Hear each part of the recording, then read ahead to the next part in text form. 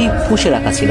সে স্বপ্ন ছুঁতে পারছিলেন না সেলেসাওরা কিছুতেই। তবে 2016 রিও ডি অলিম্পিকে নেইমারের হাত ধরে আসে স্বপ্ন পূরণের সেই মাহেন্দ্রক্ষণ। আর সেই অলিম্পিকে একটা বিরল রেকর্ড গড়ে বসেন নেইমার। অলিম্পিক ইতিহাসে মাত্র 14 সেকেন্ডে গোল করেন এই ব্রাজিলিয়ান, যে রেকর্ডটা হয়ে আছে আজও অক্ষত।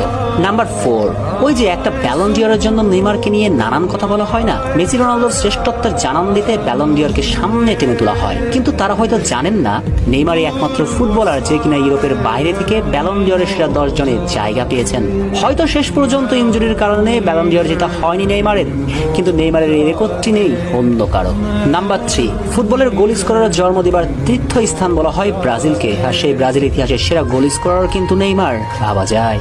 নাম্বার 2, জাতীয় দলের হয়ে সর্বোচ্চ অ্যাসিস্ট দাতা নামটাও নেইমারের, যেটাও একটি রেকর্ড। নাম্বার 1, এটা তো মেসি রোনালদোর কাছেও ছিল স্বপ্ন। মাত্র 21 বছর বয়সে পেশাদার ফুটবল ক্যারিয়ারে 140 গোল করেছেন নেইমার, যেটা মেসি রোনালদোর দুজন মিলেও সমান হবে না।